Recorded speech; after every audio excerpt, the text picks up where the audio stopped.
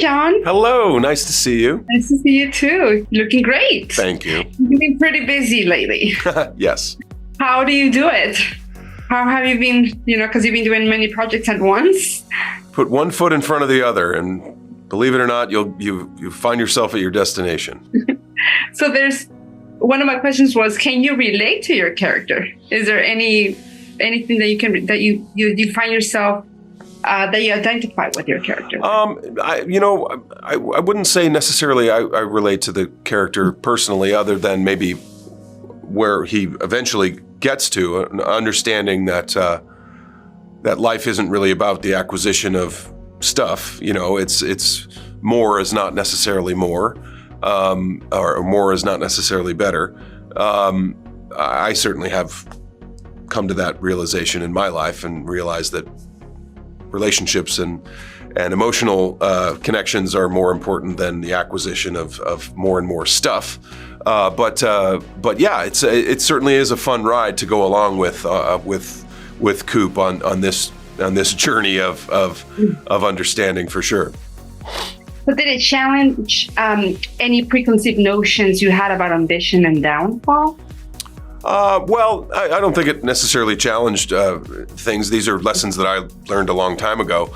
But it is, as I said, it is certainly a very compelling character to put in the center of a story, and the story we tell is a very entertaining one. So I think that that's been proven not only by so far the reaction to the show, but also Apple's decision to pick it up for a second season. So that's also very, very cool. Mm-hmm. So if Coop could sit down with Don Draper for a drink, this is a fan question, what advice do you think Don would give him? Well, it's interesting. Don Draper was very much involved in selling the American dream, and Andrew Cooper was very much involved in buying it. So I think they might have a lot to talk about. I'm not sure that Don is necessarily a really great person to be giving advice. He certainly didn't live a life that many people would aspire to. So I would tell him to take it with a grain of salt, for sure.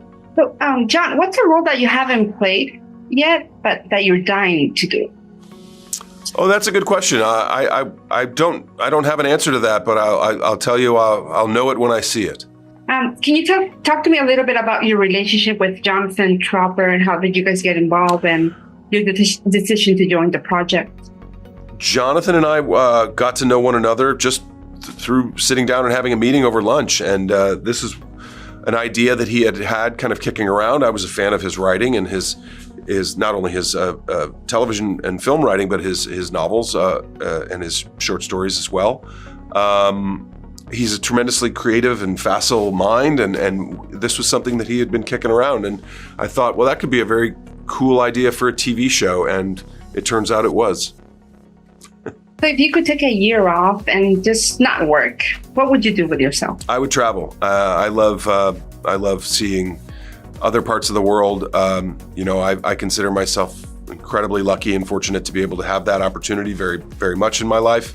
My wife and I love traveling the world and seeing other beautiful places and meeting people and seeing other cultures. So that's definitely what I would do.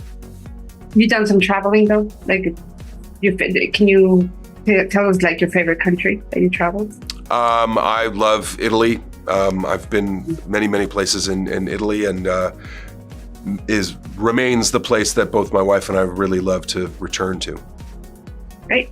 Thank you, Jon. Thank you. Nice talking to you. Lovely to talk with you.